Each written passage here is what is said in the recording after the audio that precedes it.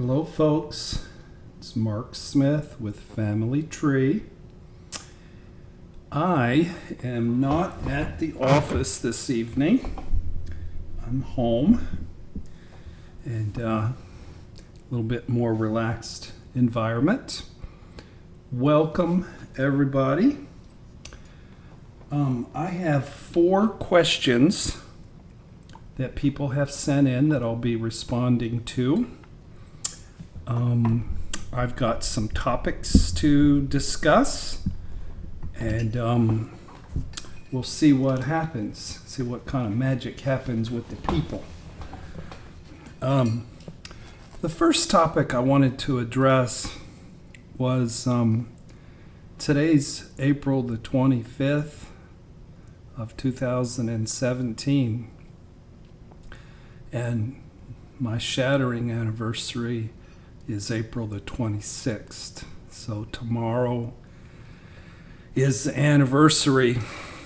And I got an email from somebody a little bit worried about that and calling it is going to be a rough day. And I don't suspect that it's going to be a rough day for me tomorrow at all. Jackie's the first one in the house. I think it's going to be just a wonderful day. I'm not working. I'm going to have a therapy appointment. I'm going to go play me some basketball. Makawa, hello. Julianne. And then my daughter, who is a senior in getting her bachelor's degree in social work, has an honors program, so I'm going down to Bloomington to attend that. So it's going to be a better July or April the 26th. Hi, Chris.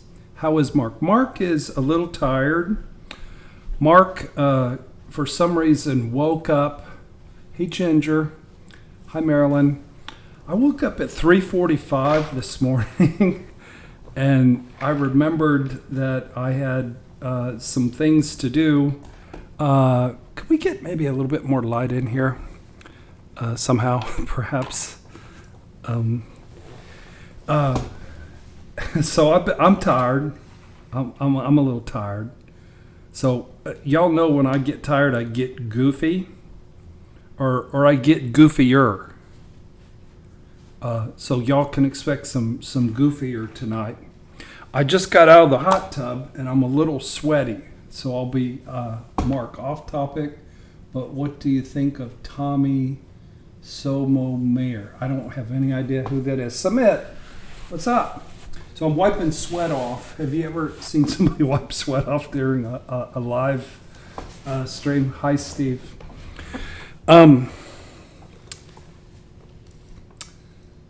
Mark is hot stuff, dude. Come on now. My 11-year-old daughter says hello. Hello to Mr. Pauly? This darn microphone is causing a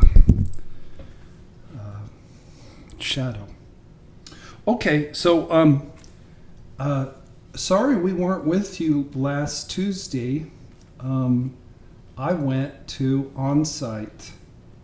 And you guys know I'm a big believer in on-site workshops near Nashville, Tennessee. It was like going to Mecca. It was like going to Jerusalem. Very special place for me. Very wonderful place. My friend Karyn says she has big issues. If you're going to have issues, you might as well have big issues. So I wonder if this chair will go backward a little bit. So we went to a trauma processing training, and it was wonderful. The people who led it, Bill and Lori Loki, were just super talented, super kind, super caring, and we had a wonderful group of therapists there. I'm laughing to death is with us tonight. So if any of you haven't been to OnSite, really, you got to go. Hey, Christy, I got your stuff to read tonight. Your sister watching the show? I got technical issues here. I'm sorry, folks. All right. Tell me how that looks. Tell me if that sucks too bad. Now I got shadows over this direction. Issues. Oh, your sister's in the house. Hey, laughing to death. I don't know if you guys saw my last YouTube video. It had a picture of barn swallows on it. Hey, Natalia. Really cute barn swallows. But the video was about a woman named Dr. Karyn Purvis. And I had never heard of her, but this woman is brilliant. Unfortunately, last April she passed away from cancer. But I was just so impressed with the video that I saw. This woman, what she does is she works with traumatized children, and she builds trust with them, and she bonds with them and connects with them, and she teaches parents how to do it. And she told this wonderful story, this powerful story about barn swallows. She had a lovely family of barn swallows on her light outside her front door. And every so often there'd be a new batch of little baby barn swallows, and their nest was sturdy and safe. Then 2 houses down, something awful happened in the neighborhood. And that is, a man took his stepdaughter hostage, and he was demanding. Jackie says the video was a tearjerker. I jerk tears every now and again. I'm filling up my hot tub, and I forgot to pull the hose out of the hot tub, and it's spilling all over the yard. Only I would do that.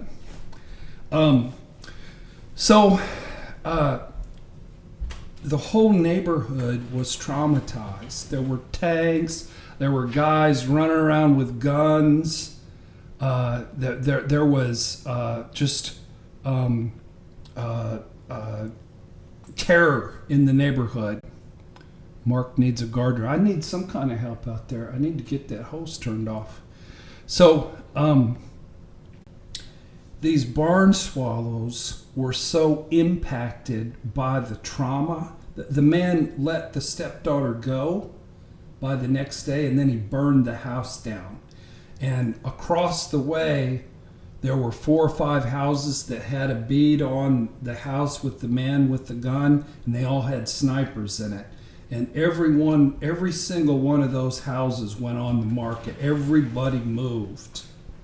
But these barn swallows picked up their eggs, and they were going to go somewhere where it was safe.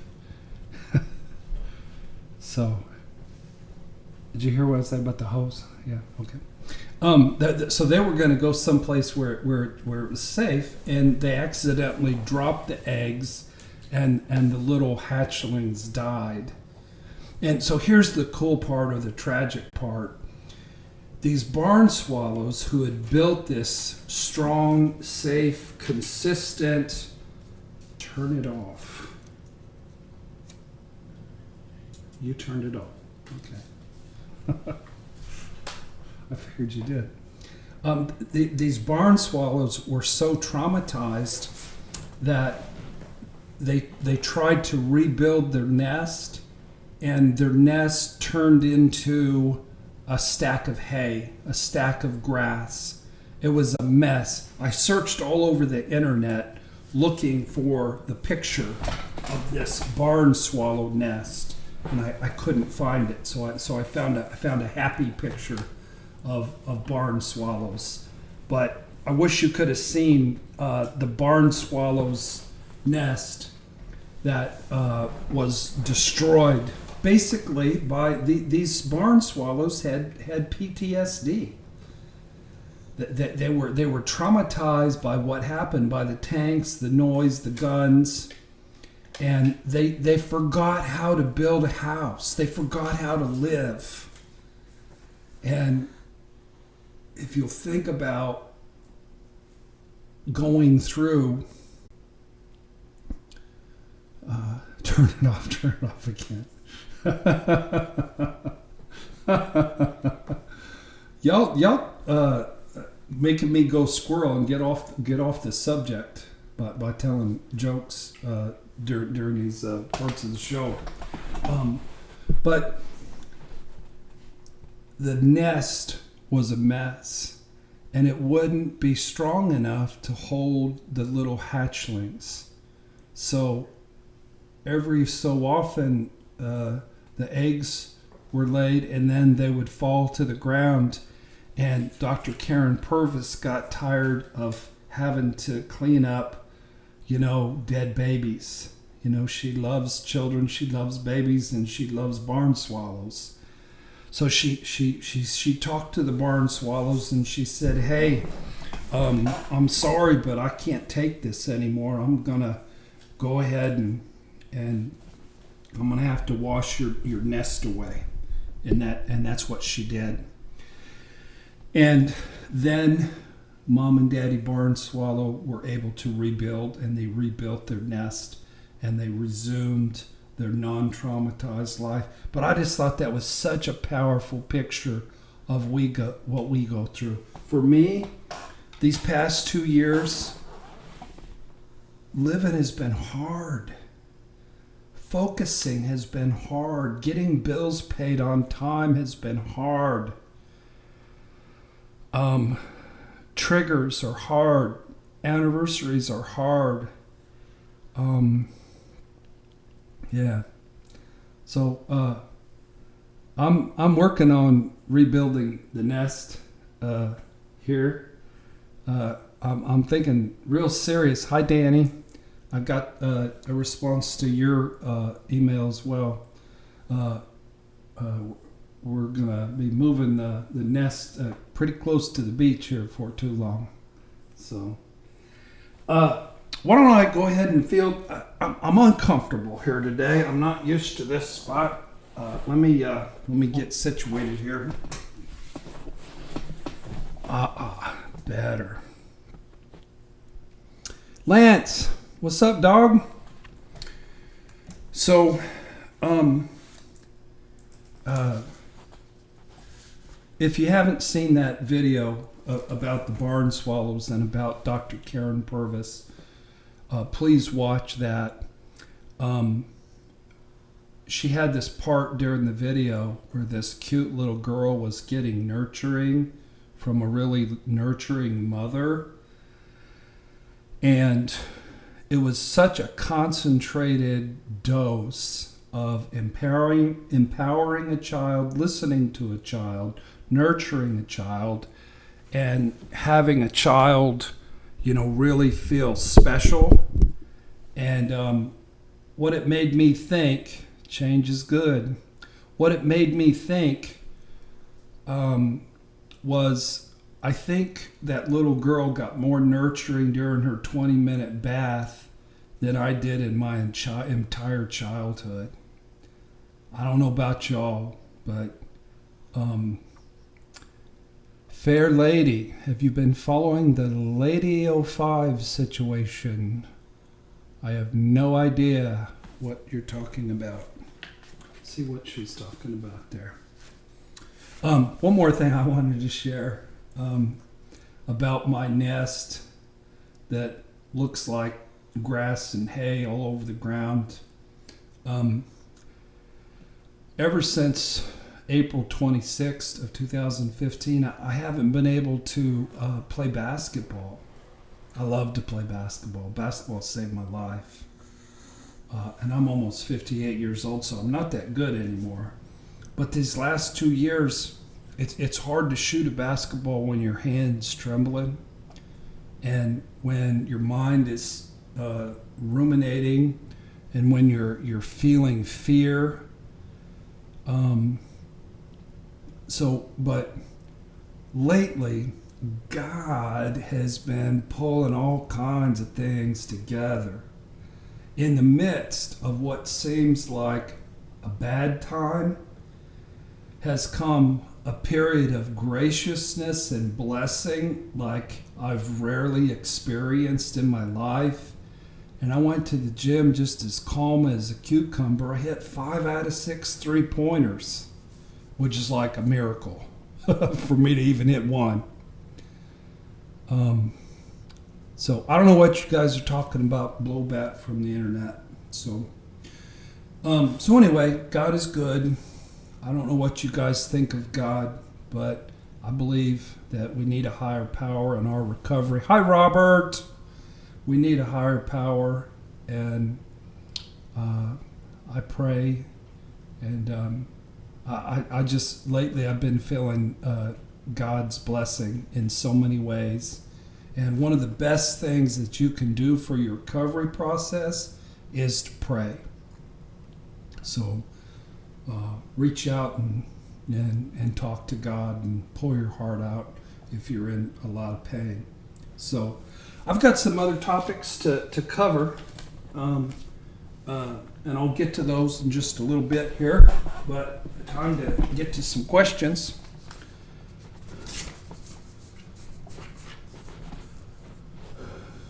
Robert's my boy. Okay, so this is Maddie. Maddie was one. She was one of the first ones that got my book, and she was acting like buying my book is equal to like a trip to Disney World, Disneyland. She's pretty excited about it, and I appreciated that. So she says, "Hi Mark, April 26th is my Narc's mother's birthday. She died in August of last year. Tomorrow I'm going to be sad. I shall think of you as well. You did a very important job with your book and all of your videos. It gave me the courage to hold on and keep looking for the gold of thriving in recovery." Tell you what, folks, in the past 2 years, I really haven't experienced a whole bunch of gold, but right now it's within reach. I can almost reach out and touch it. It's right there. Sometimes you just gotta be patient, and you gotta work, and you gotta work, and you gotta work, and you gotta work. You gotta be patient, and then the universe reaches out and just kisses you right on the mouth. So that's really cool when it happens. Maddie says, "Wish you a lot of strength for the doomsday that is coming closer. Hope you keep in mind that you might have made you an even more special person." So that's the thing about being narcissistically abused. If you embrace it, it absolutely, positively makes you a healthier person, a sweeter person, a kinder person. I don't know if it makes you better looking.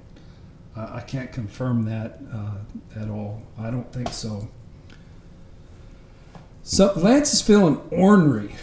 What's up with you feeling ornery, Lance? But it will make you more special, and it'll make you be in touch with your heart, and it'll give you courage.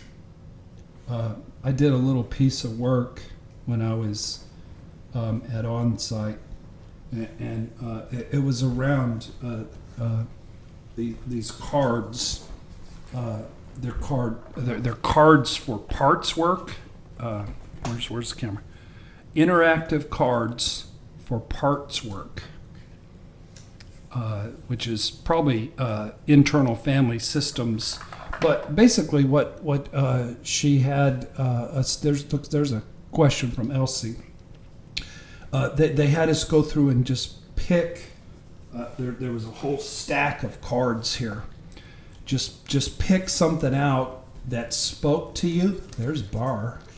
It didn't really speak to me, but sort of cool looking. Anyway, but I did a little piece of work, and there was one of them that reminded me of a warrior. Let me see if I can find it. And I shared with the group. I said, now y'all that don't like hearing me cuss, go ahead and plug your ears up just a little bit, because I'm gonna say a bad word. But I told them that I was a badass motherfucker. And I don't mean to be disrespectful. I don't mean to be unprofessional. But sometimes in recovery, you gotta paint Braveheart paint on your face. What are the cards? They're interactive cards for parts work. As you look at these cards, you see if there's a part that you look at, you see if that you relate to that. There's a fat guy sitting in a chair. I don't relate to that at all. Even though I'm sort of a fat guy sitting in a chair. Here's one. If you're a rescuer, you might have a superhero. This was my spiritual place. My new nest down by the beach. This is what the backyard looks like. But this was one that was Jill again. This was one that was I related to as a warrior part. And I'm just saying that in recovery, you have to be beastly. You have to be determined. You have to dig deep and have fire and have courage. Keep losing the sound. How's the sound? I got a goofy setup here with the sound. the microphone is causing a shadow that's covering my watermelon head. Sounds good, says Robert. So there's quiet rest dear to the heart of God, Jackie says. Okay, so Maddie says greetings from Holland. Loud and clear. Cool. All right. This is from, I'm going to call her AM. That's some good sound. Oh! All right, we got a question. Look at this. Check this out. Question. We'll get to that in just a second. AM, hi. I've been doing some reading on frontal lobe disorders and addictions. Would like your thoughts on this, she says. I'm learning about this disorder has helped with some of the profound sadness I've been experiencing as a result of my husband's sexual addiction. Giving a reason for his illness, his acting out, explains how he could hurt me so deeply. Thank you, Mark. You've been such an extraordinary help to me in my recovery. Anonymous, AM. So, I'm not a big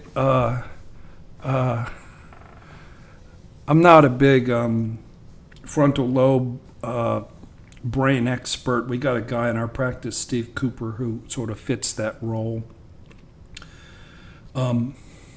I certainly know that your issues impact your brain, the chemistry in your brain, but my experience is there's two kinds of sex addicts. There's relatively normal dysfunctional addicts who are addicted to sex. Some people are addicted to drugs. Some people are addicted to alcohol. Some people are addicted to sex. But then there's other people who are stone cold narcissists, and they're sex addicts. And maybe they do have the frontal lobe of, a gorilla, I don't know, but they don't have a heart and soul. And they don't remember how to connect with people. They don't know how to love. And they see people as resources to be used. And they seek out sex as narcissistic supply. And they treat your heart like it's a piece of garbage. So I'm not saying every sex addict is a narcissist. I'm saying there's a lot of sex addicts who've been given that diagnosis who really aren't sex addicts as much as they're just stone cold, heartless narcissists. Hey, there's a comment from Ginger. Can we get that one about Dr. Karyn? Okay, time for Powerade Zero break. Just a little bit here. All right. Christy, you're up. Christy's sister, what's up? How you doing? You can message in Christy's sister. Annie. Greetings, peeps. So Robert has some things to share tonight as well. So Christy says, go ahead and use my name on the live stream. I'm sure my sister is going to be listening, although my daughters have left me. I hope my oldest daughter will watch. Thank you again for all your help, and I'd like to schedule a session. I can pay via Skype. All right, Christy. You can email me at marksmith@familytreecounseling.com, and if you would like, see, now I've got this. Now I'm banging my head up against the micro. I got issues tonight. I gotta set it up differently next time. Okay. All right. So here's the question from Christy. Mark, I wish that I could find a way and the words to explain narcissistic personality disorder and VNS. What's VNS? VNS to family. If anybody know what VNS is, Christy, what's VNS? I guess Lance and Robert are bonding. Y'all go ahead and bond here. Let me get it situated. I guess narcissistic. Oh, okay. I know what it is. It's victim narcissist syndrome, and here on our channel we don't have no victims. Victim of narcissistic abuse. Okay, that's why I finally figured it out, Christy. Thank you. But we're deleting that term from the vocabulary of recovering people because there are no victims. There are no victims. There are people that have been traumatized. Don't call Robert Bob. I don't think he likes it. So narcissistic abuse syndrome is a better way to say it. And I'm not allowed to use the word victim, Christy says. You're darn right. Anyway, I feel left for something that I didn't create. Somehow I'm left alone, and the narcissists from my past, they're not alone. They are very much given attention by the family who left me. Sorry to bother you, Christy, you're not bothering me. What about Bob? That is not one of my favorite movies as a therapist. That movie scares the crap out of you if you're a therapist. We can call Robert Bob and Bobby. All right, I'm gonna call you Robert. I appreciate your information on this. It's hard to find. Thanks again. So, so don't feel jealous of a narcissist. If they appear to have a posse, a family, a gang of flying monkeys, it ain't nothing for you to be jealous of. It is nothing for you to be jealous of. You know what they don't have? They don't have genuine human connection. That's what they don't have. So that's what, as recovering people who are broken and who are in touch with our hearts, we can have community. When I was at OnSite, I had 2 great roommates, and I sit around and talk with the night supervisor, Richard, my boy Richard, and it was just community, and it was special, and it was wonderful. So, Christy, you're not missing anything. That narcissist, they're just using people for supply.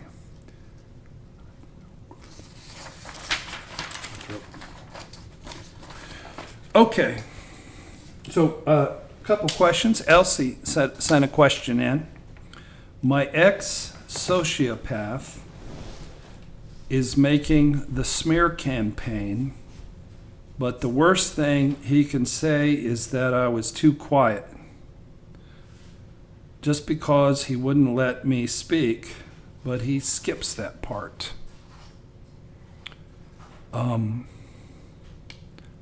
Mark does sign language. What are y'all talking about, sign language? How about that for sign language?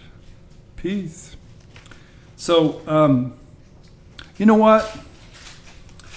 Smear campaigns are not something you really need to worry about. I've been smeared by the devil. I've been smeared by a psychopath with 20 YouTube channels. You know what? I could care less. Just be yourself and be true to yourself, and don't worry about what people think about you, and don't worry about people talking about you. Don't worry about people lying about you. You know who you are. You know the truth. Sticks and stones will break your bones, but words will never hurt you. No, Elsie, if all they had to say about you was you're too quiet, shoot, that's a compliment. It doesn't sound like much of a smear campaign. I don't mean to make fun of it, but I'm just saying, all you out there who are on the butt of a smear campaign, it's all good. It's all good. We don't have to worry about what people say. We don't have to set the record straight. We can just be ourselves and have peace within ourselves. Okay. Now, Ginger. Ginger, are you from Australia? I don't know. Somehow I got in my mind you're from Australia. Ginger says, thank you for introducing Dr. Karyn Purvis in your last video. I've been binging on her videos. Tell you what, people, this woman understands attachment. She understands bonding. She understands if psychologists and therapists would take the work of Dr. Karyn Purvis and applied it to narcissistic abuse and complex PTSD treatment, then it would turn the world upside down, is what it would do. With so many of the people that I work with, I don't try to give them advice, and I don't try to dazzle them with knowledge and insight about the narcissist. You know what I try to do? I try to connect with them. I try to see them. I try to just give them empowerment and voice and empathy and care. And you don't have to be a genius. You love the picture in the background. That is sort of cool, isn't it? So I've been learning new parenting techniques, Ginger says, and I am also 47 and starting college. So this woman, how do you spell her name? Karyn Purvis, Karyn Purvis. She started her undergraduate. We're on a train. Does that look like a train? We're moving away from our problems. She started her undergraduate when she was 47, and she finished her PhD when she was 53, and she died when she was 66. So in 19 years, this woman impacted the world way more than most of us do in 70. And she has lots of videos out there, and it's stunning work. It's stunning work. So, okay, Danny, you're up. You are up. I'm the driver. I'm driving the bus. The wheels on the bus go round and round, round and round, round and round. Okay, Danny. Mark, I've been watching your videos for 2 months now. I was physically assaulted by my ex in January. There she is. Hey, Danny. And filed criminal charges, and I have a restraining order against him. He never physically abused me before during the 9+ years he was in and out of my life. I believe I was discarded during what I now understand to be a rage attack.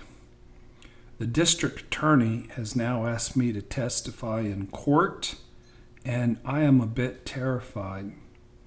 I have had no contact with him since January and have been trying to heal. I've been seeing a therapist through the domestic violence court order, and she seems to know a lot about PTSD and inner child healing of abuse during childhood, and it's helping me, says Danny. I am just so unsure if I should testify as a witness,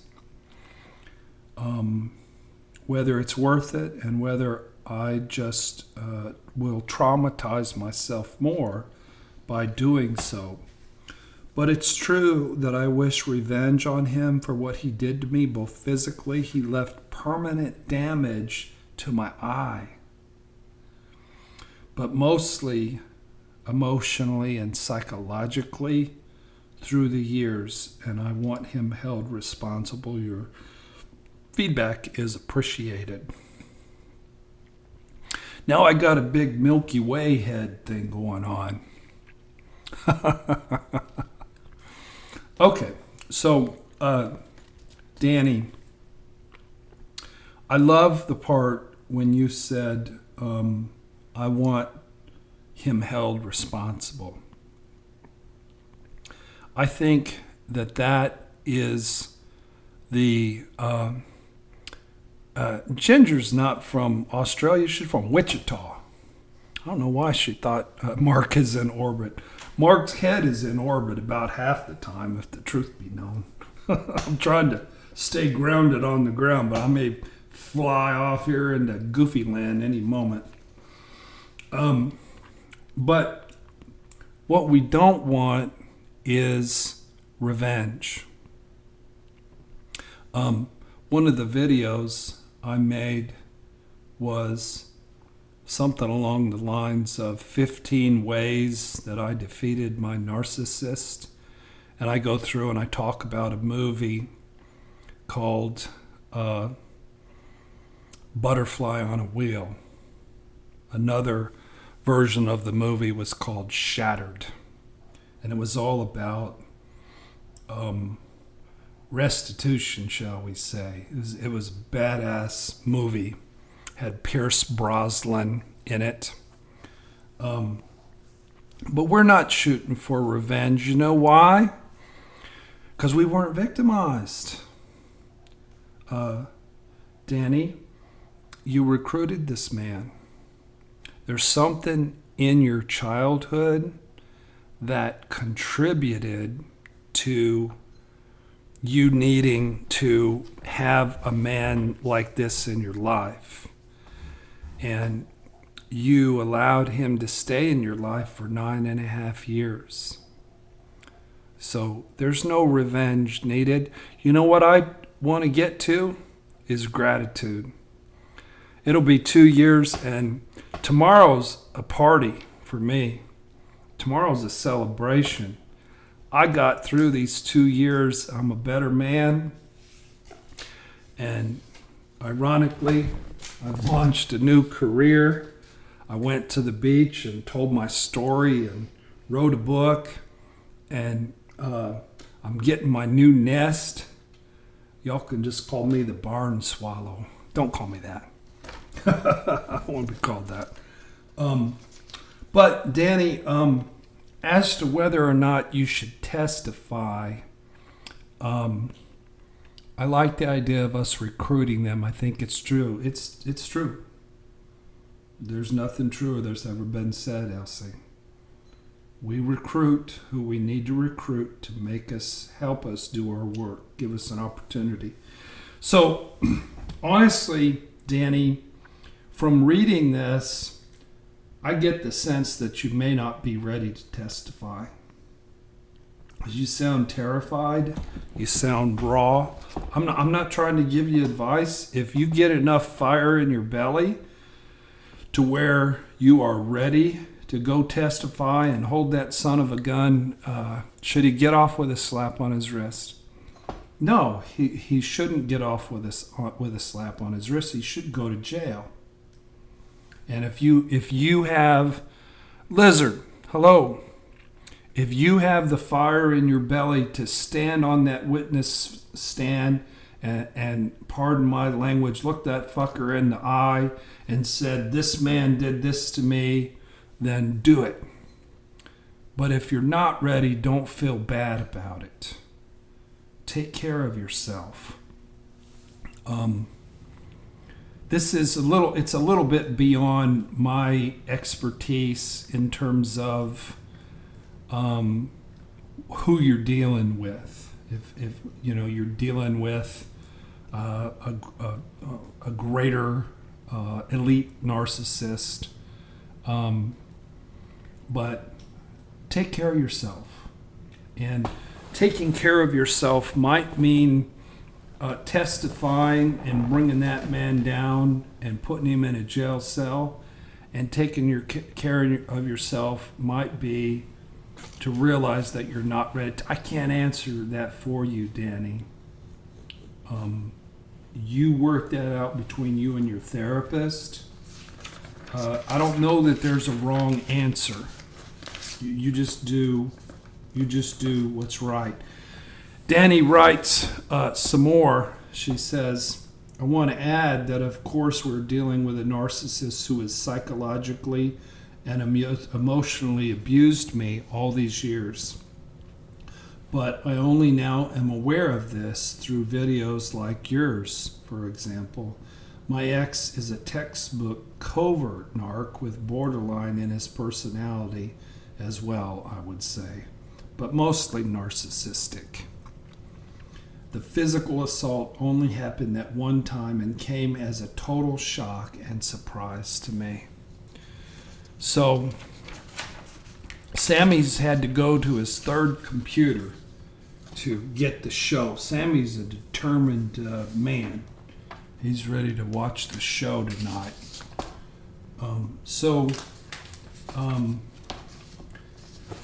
That's the goal for all of us is gratitude, an attitude of gratitude. And this woman I was engaged to, who tomorrow, you know what I'm going to do tomorrow? I'm going to go play basketball. I'm going to hit a bunch of three-pointers. I may talk some shit after I make some three-pointers tomorrow. And then, you know what? I'm going to go have lunch at Charleston's restaurant, the scene of the crime. I'm going to sit in the same booth, and I'm going to have a big smile on my face, and I may start dancing in that restaurant tomorrow, because our recovery is more powerful than our trauma over time. Danny, standing up for yourself and holding this person responsible for physical assault, that isn't revenge. No, that's a good point. Holding them responsible isn't revenge. You know, revenge is, you know, shooting them in the back of the head when they're not looking, or, you know, doing something illegal. But you getting on the witness stand and telling the truth, that's not revenge, that's justice. That's justice. And if you got it in you to bring forth justice, then bring it. Bring it on. Okay, so I don't have any questions. There's Sammy. Sammy's got a question. I'm going to show you my... hey, look, I got a horse in the background. Isn't that cool? I'm going to show you some of these cards. This one here is one that made me cry a lot when I was at OnSite.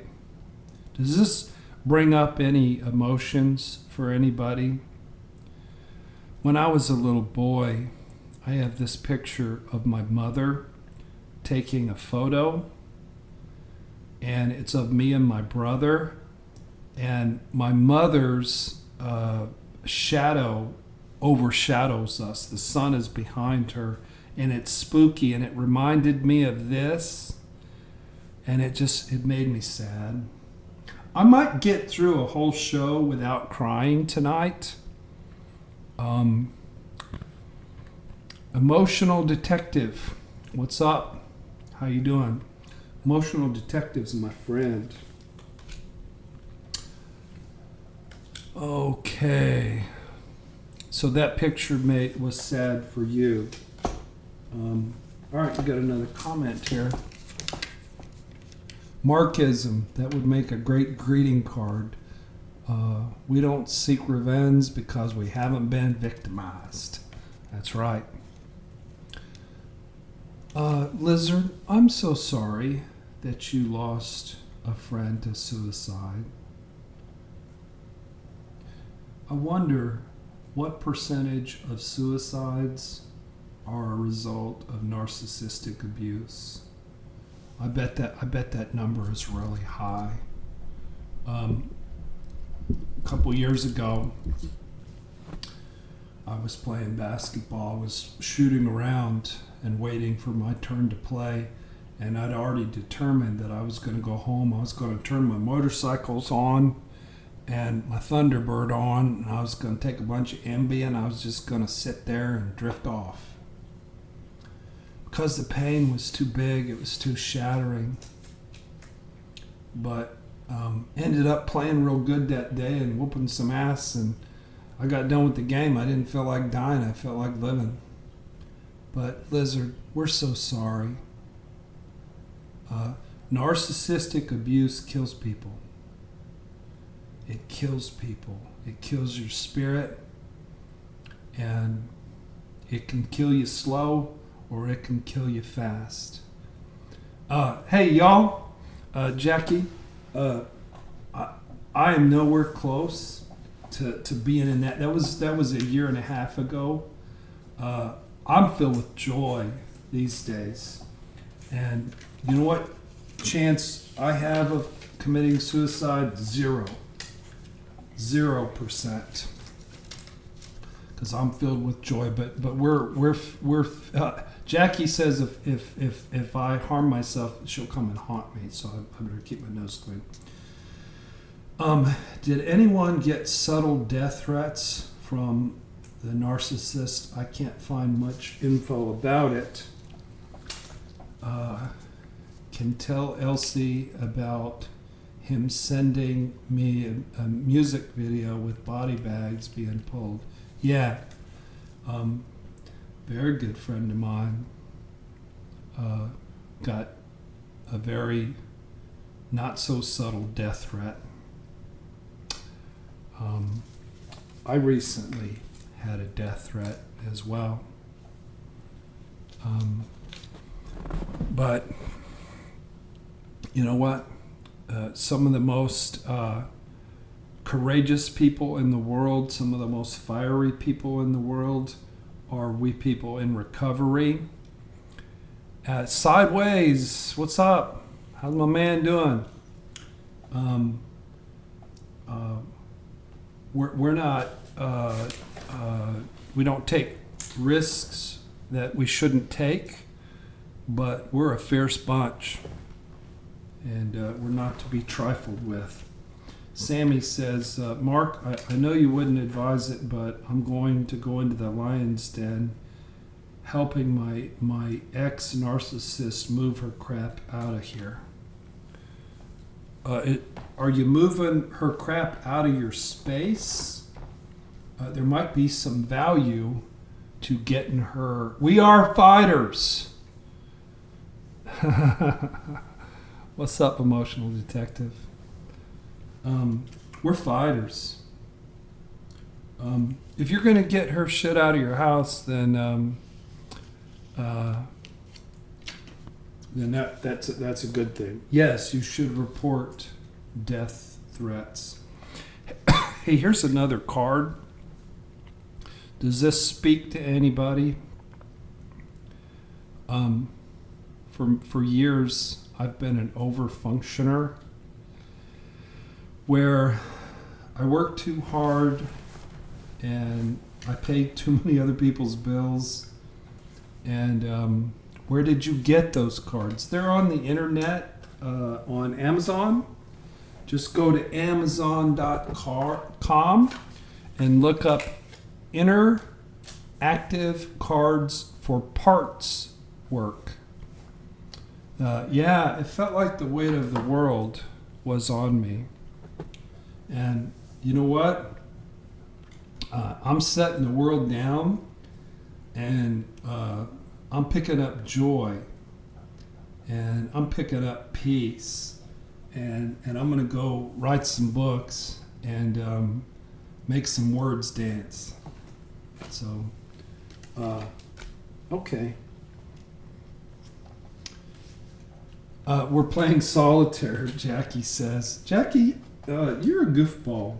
Did you know that? You're a funny lady. Okay.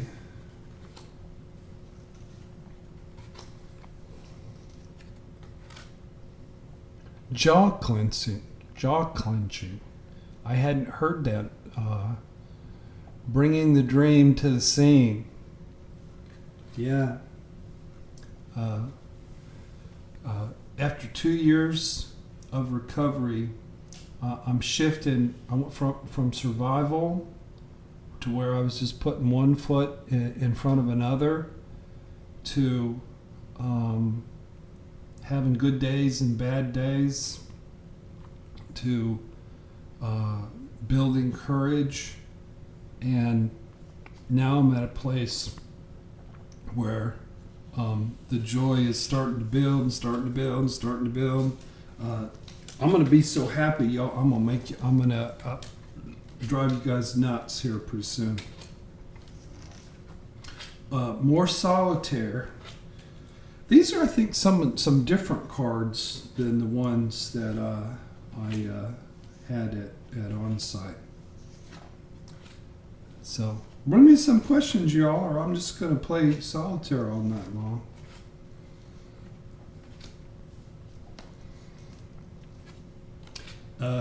Yeah, you got to watch the live stream, get yourself all caught up. None of these cards are speaking to me, man. Okay, here's one that spoke to me. A guy in a, what do you call those, a hazmat suit, and he's like cleaning up a big mess. What this brought up in me when I was growing up was our house was always messy and we had cockroaches. One of the worst scourges of my childhood was cockroaches. Poor people a lot of times have cockroaches. And in my hero role, sometimes I would clean the house for my mom and I'd kill a bunch of cockroaches and I'd feel like a superhero. So that's what that brought up in me.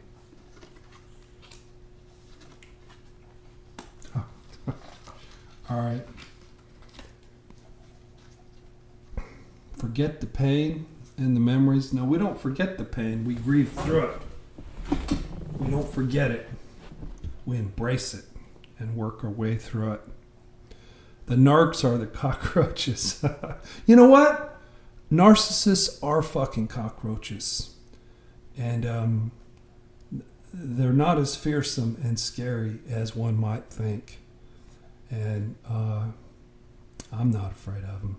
So this right here is a guy sort of all dressed up in like spy clothes and, you know, like he's a nefarious character. And what it brought up for me was during my darkest hour, I was crazy. And I did feel victimized and my mind had snapped. And when I was a boy, my mom noticed my rage that she put there, and she told me that I would grow up and become a murderer. And just for one day, I was seriously considering fulfilling my mother's prophecy. But it was a little bit like Barney Fife on a murder spree. I wasn't very good at it. I'm just too nice of a man. Ended up cutting my own hand a little bit. Anyway, Lizard, my narcissist hoovered to tell me he is never coming back to me, and yet he's going to do all the things he promised without me. Is this common? You know what, Lizard? He can go fuck himself. Who cares? You allowed yourself to be hoovered, and this person is trying to get inside your head, and who cares what he does? He's a cockroach. He or she. Might be a she. I don't know. Okay, we're playing solitaire.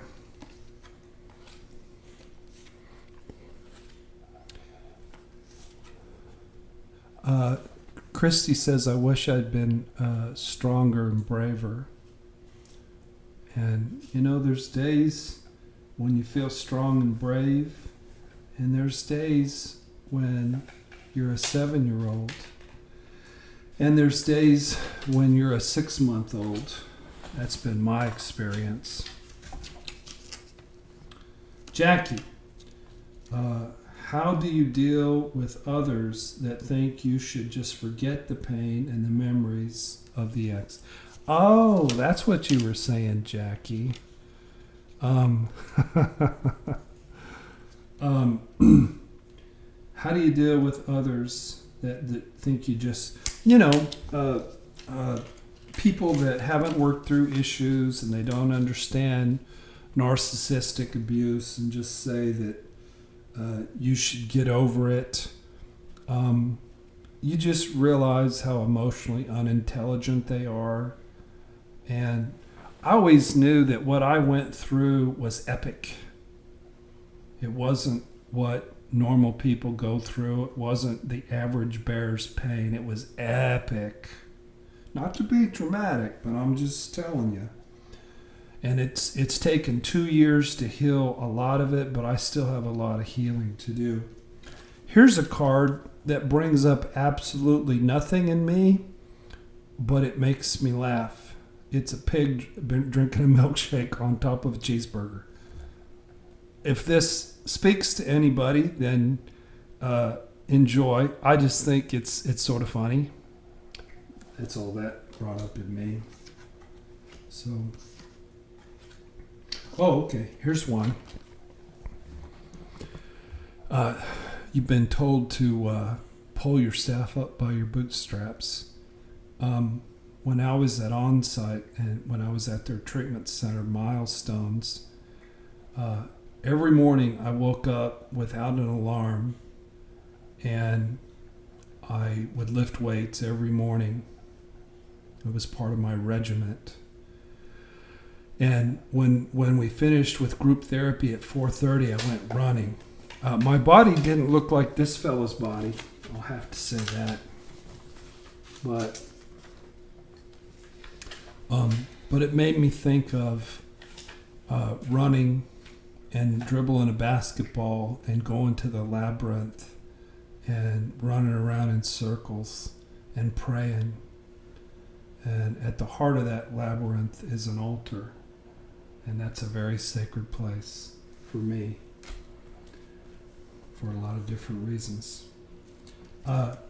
Here's a card.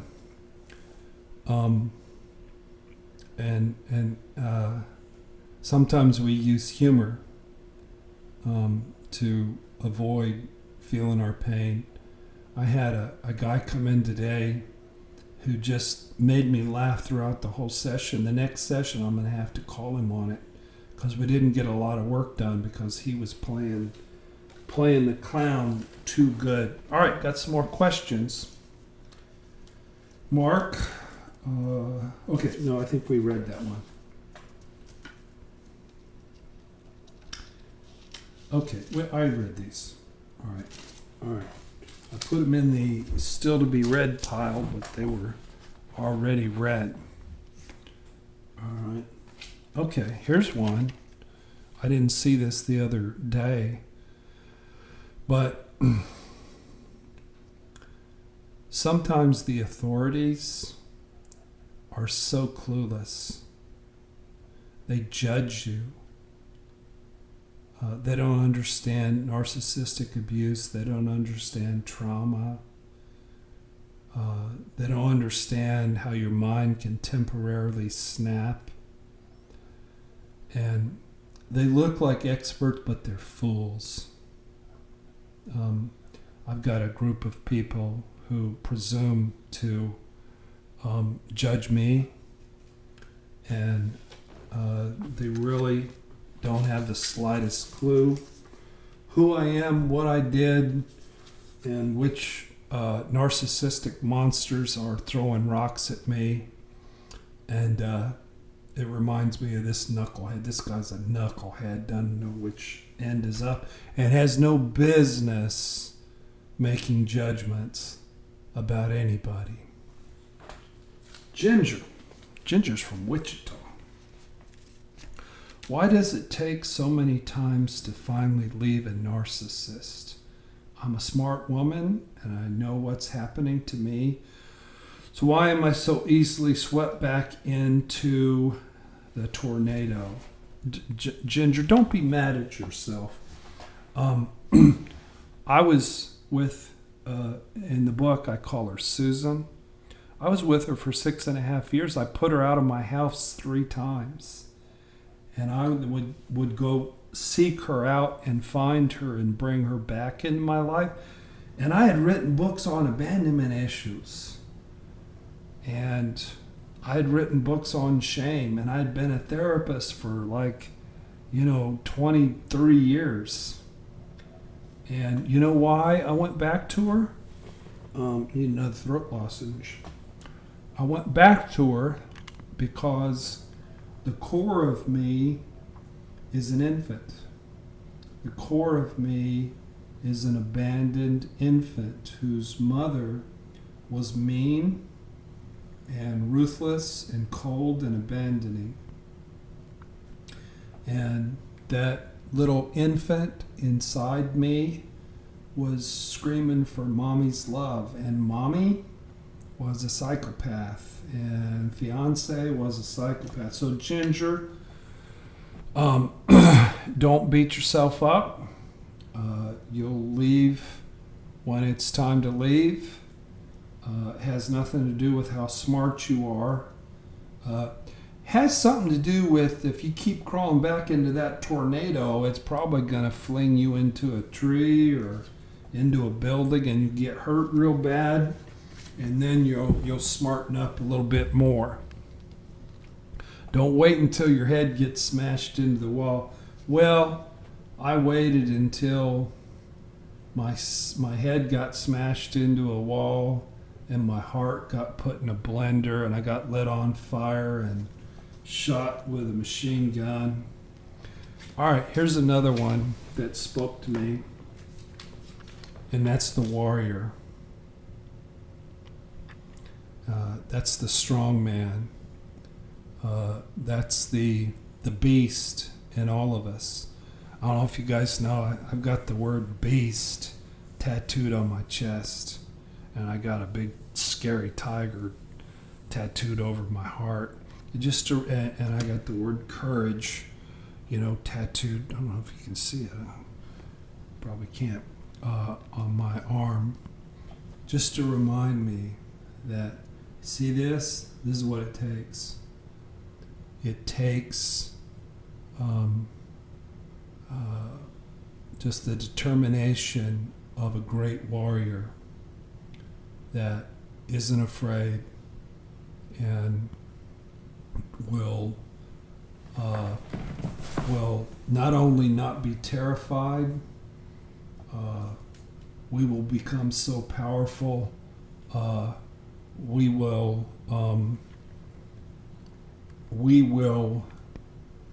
put the terror into the terrorist. No, I've never been the cowardly lion. Not at all. Not at all. I was more, to be honest with you, if we're going to use Wizard of Oz metaphors, I was more like the Wizard of Oz. And I know there's a book called The Wizard of Oz and Other Narcissists by Eleanor Payson, but the Wizard of Oz wasn't a malignant narcissist. He's just oblivious and grandiose. And my brothers and sisters, some of them are oblivious and grandiose. But in the story, the Wizard of Oz actually was a guy with a good heart. He wasn't the brightest bulb, he was a little bit of a dim bulb. Ginger, you're welcome for whatever insights that I've been able to share with you. This one didn't speak to me the other day, but it's speaking to me tonight. This is what Dr. Karyn Purvis was talking about. The difference between a warrior and an ordinary man. You got a quote or something, Lance? Far from dim. No, you know what I was dim on? I was dim on who this woman was. Didn't have the slightest clue. Didn't have the slightest clue. It was obvious, but I was blinded because I needed my mommy. But see this right here? This is what we all needed when we were infants. And we didn't get it. This is what we needed. We needed an ever-present, loving, nurturing, kind, attentive mother. And how many of you guys got this when you were an infant? Check out the birdies. The birdies are even getting a worm. I bet none of us got this. None of us got this. All right, Jackie says, we get trauma bonded to the drama. And it's to Jackie. Jackie, this is to you. We get... say that again about the warrior and the challenge. I think I quoted that the other day, but I forgot it. We get trauma bonded to the drama, and that's why we're drawn to the drama. It is our drug.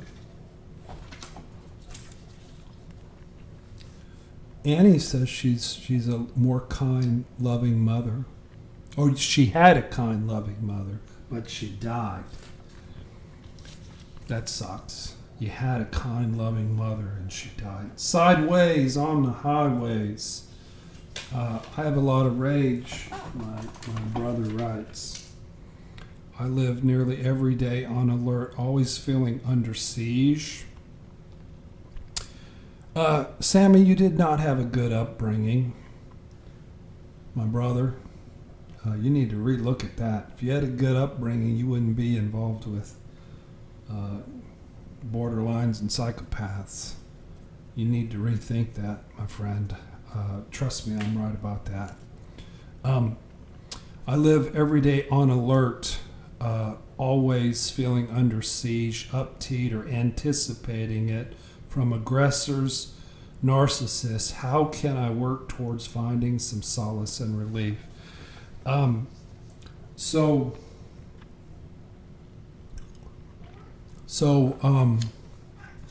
Sammy, you had 2 years of hell from a psychopath, and you couldn't have grown up with Beaver Cleaver if you even had more than 20 minutes with a psychopath. So, Sideways, I'm going to nominate your question as Question of the Night. I have a lot of rage. It's more of a statement, but there's some question here. I live nearly every day on alert, always feeling under siege, uptight, or anticipating it from aggressors, narcissists. How can I work towards finding solace and relief? MVP. Well, what's helped me? I'll just share my own experience with you.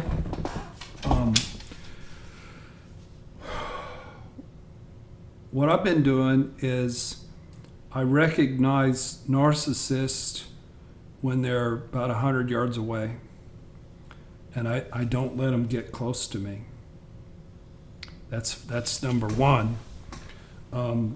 Number two is when I'm fragile, I take extra special loving care of myself.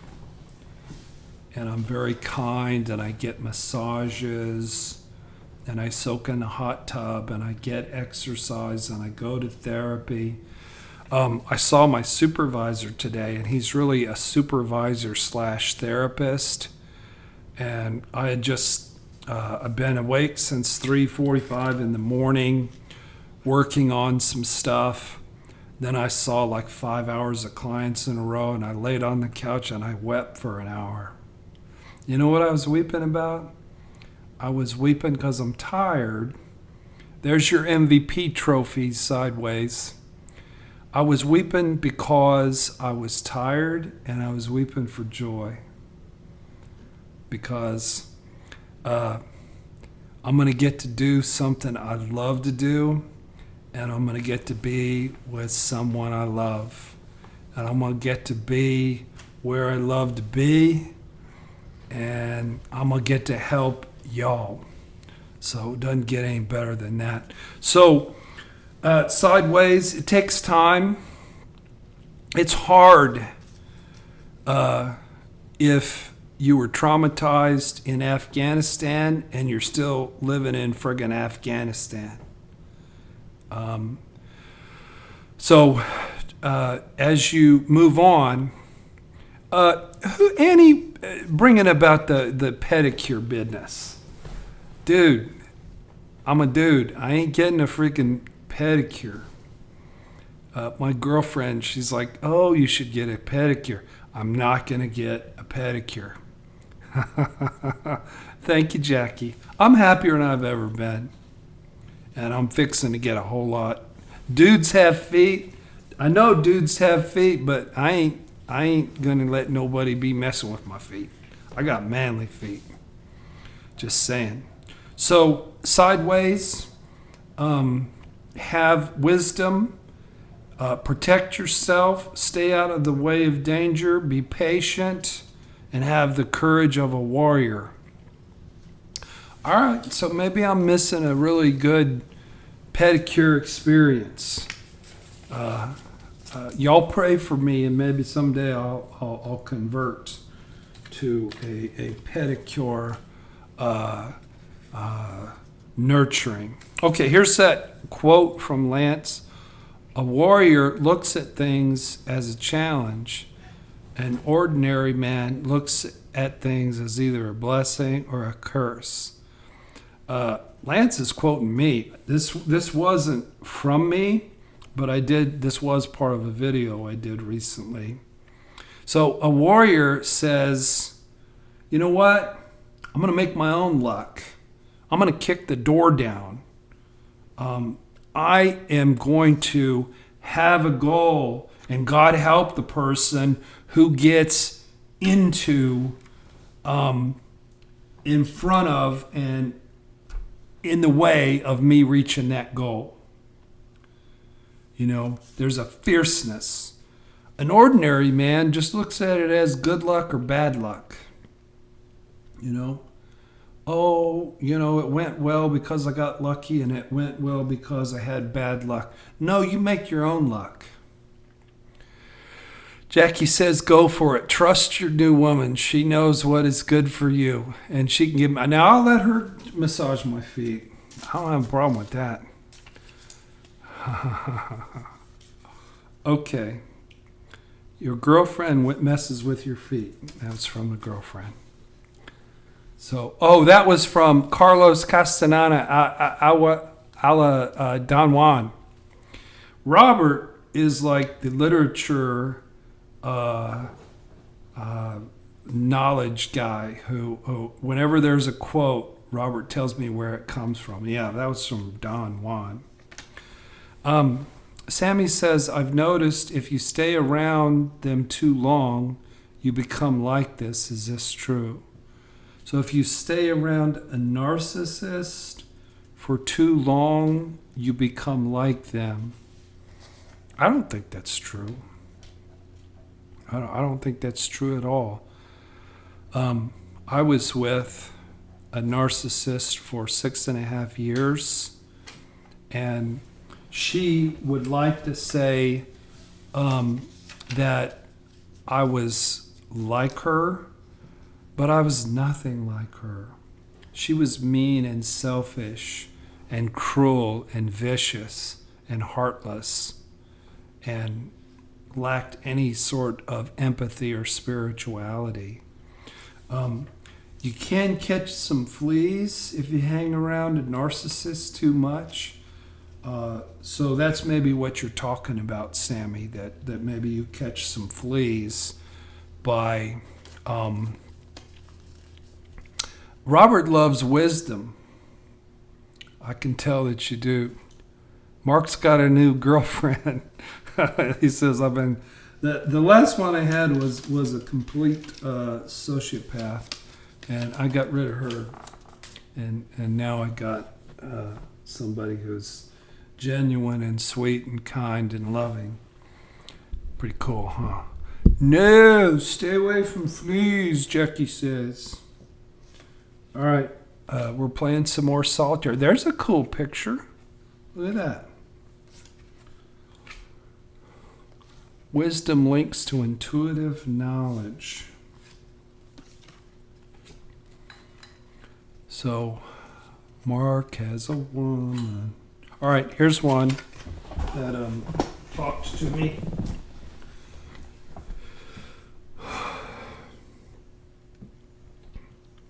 This reminded me of April 26, 2015, where I was shattered in a billion pieces. So it reminded me of shattering.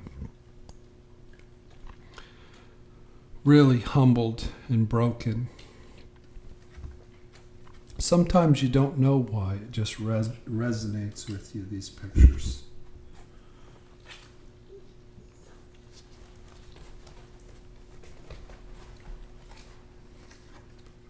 I'm running out of cards for solitaire.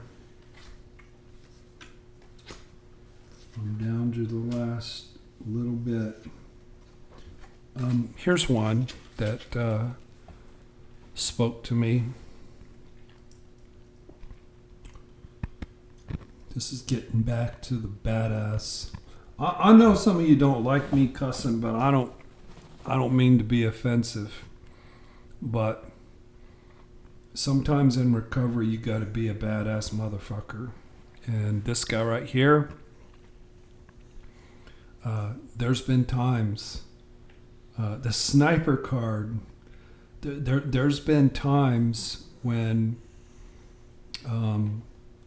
I've had a fierce determination and fire in the belly, and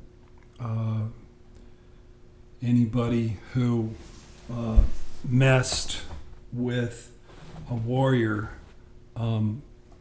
probably wish that they wouldn't have. And that doesn't mean be reactive. That doesn't mean break a law. That doesn't mean be violent. Jedi Knight lost their fierceness. You want to know how you get your fierceness? I'm telling you, read my book. The Alchemist. We're the alchemists. What do alchemists do? We change narcissistic abuse, we transform it into gold, the gold of recovery. And part of that is regaining your fierceness. And there's a lot of chapters in there. What I'm trying to do is I'm trying to take the fire in my belly, I'm trying to put it inside you guys, because you're going to need to take some people out. Don't take them out literally, and tell them that the gold is coming, lizard. You don't swear to be persuasive. You just tell it like it is. That's right. But sometimes there has to be a fiery, scary fierceness and a resolve, and that your enemies can be sort of taken out. We saw this guy earlier, and that doesn't mean a thing to me, other he just fat guy sitting in a chair. So, and then here is the superhero. By the way, as soon as I get to the beach, I am going to begin writing a novel. Let me tell you about this novel. Have you guys seen the Girl with the Dragon Tattoo movies? I'm going to create a new genre, and the novel, all the novels that I'm going to write when I get to the beach, they're going to be the protagonist is going to be a woman, like most of you all. About 70% of the people who watch our videos are women, 65-70%. And she's going to be somebody who went through horrific narcissistic abuse. And I've got some of my clients who want me to tell their childhood story. I'm going to tell some of my childhood story. And then this 24-year-old, 25-year-old female recovering person, it is going to be badass. And they're going to bring justice to the bad people in these novels. They're not going to break laws. They're not going to be vicious. They're not going to get revenge. But they're going to get justice. And there's going to be a fierceness. And the reason I want to write novels like this, I want to empower you guys. Y'all are not to be trifled with. There is power inside you. The fat guy is victim mentality. All right.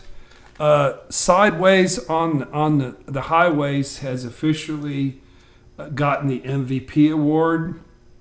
He had that really awesome question, and this is victim mentality. Look at this knucklehead.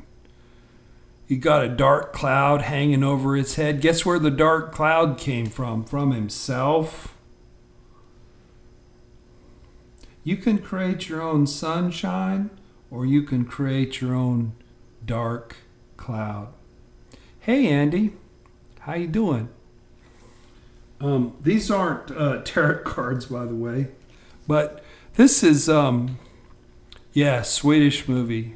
Kicks ass. If y'all haven't watched The Girl with the Dragon Tattoo, please watch it. The Swedish version. Killer, killer, killer. Now, it'll trigger you. Each movie is filled with horrific narcissists, scary narcissists. But she's a fierce hero. And I want to write a novel about brokenness, abuse, heroism, recovery, thriving, forgiveness, and thriving. You're welcome, Sideways. He's accepting his MVP trophy. We got it. Sammy, we got a question from Sammy. Why don't we grab that? Hey, Sarah. So, being a superhero is good and bad. You know, sometimes in your recovery, you got to be a superhero. But if you go flashing around trying to rescue too many folks, it can run you into the ground just a little bit. And then this is the last one. Here you are, ladies. You have a shield of faith. You're raising your arms to the clouds. The sun shining on your face. You got a big old sword. And you got horns hanging on your head. This is sexy right here. This woman is sexy. She fears nothing. She relies upon the strength of her inner convictions, her integrity, and her inner strength. She relies upon her recovery. Emotional detective wants to be like the girl with the dragon tattoo. Hey, emotional detective, if you become that, can I employ your services?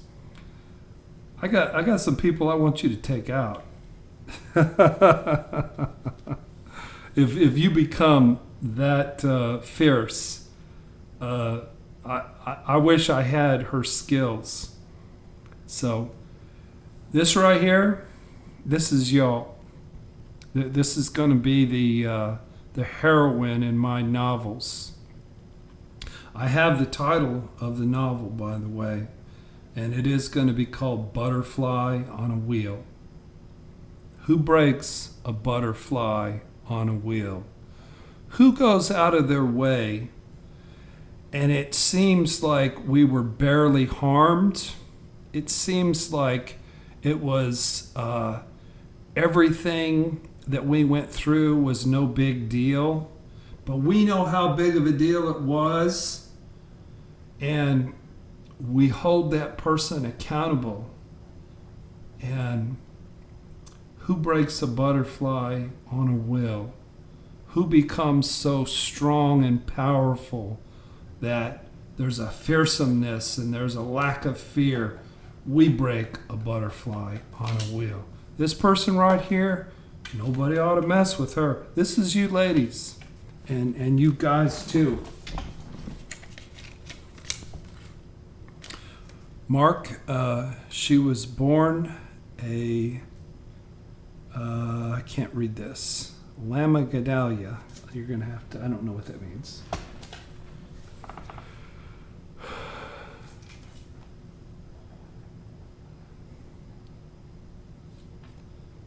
When are you going back to the beach? So you're going back to the beach.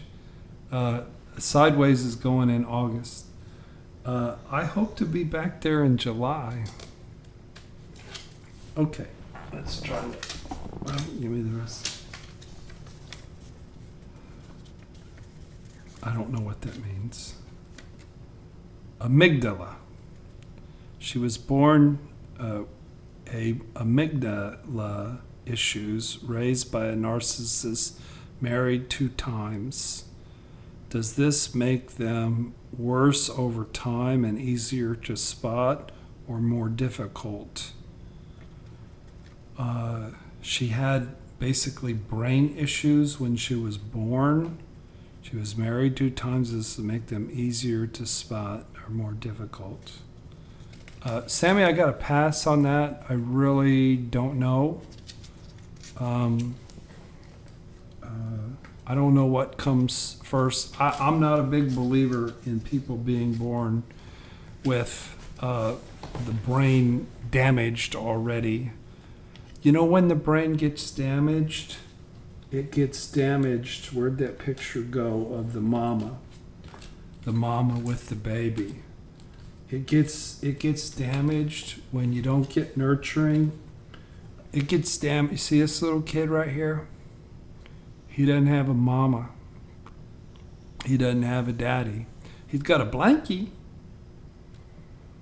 This is where your brain gets damaged, is a lack of nurturing, a lack of tenderness, a lack of kindness, a lack of sweetness. I can't find the little baby picture.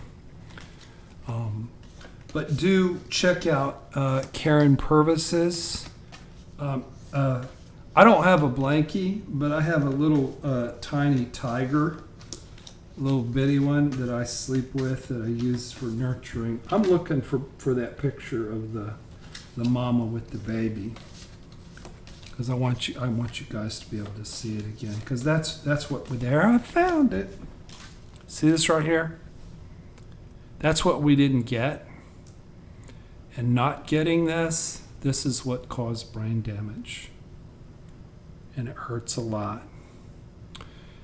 I've been informed that it's 9:41. Linus. See, this baby has a mama and a kitty cat and a blankie.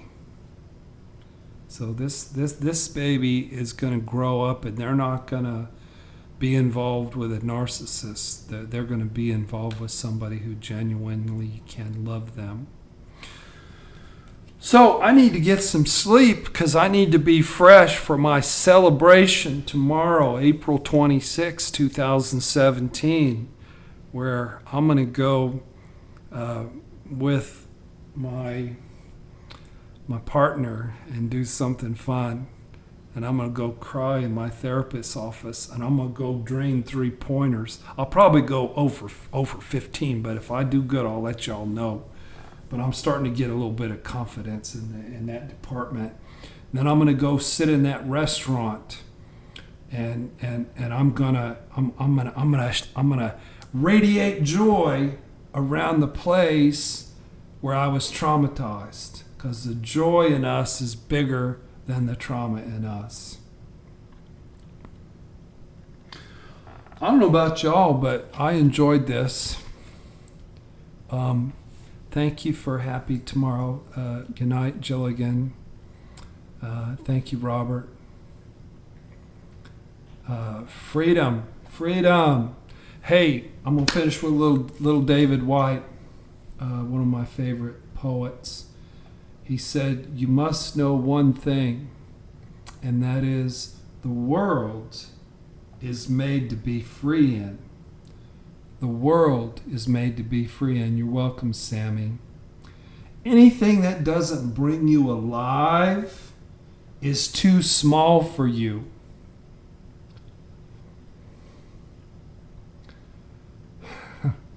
Anything that doesn't bring you alive is too small for you. Give up all the other worlds except the one that you truly belong in. All right, people, I care about you. Next week, we're going to have Miss Karen Henry Smith in the house. She's going to drop some knowledge. I love what everybody brings to the table. I hope some of you got some questions answered. One more picture, and this is what this brought up in me is vision. Vision.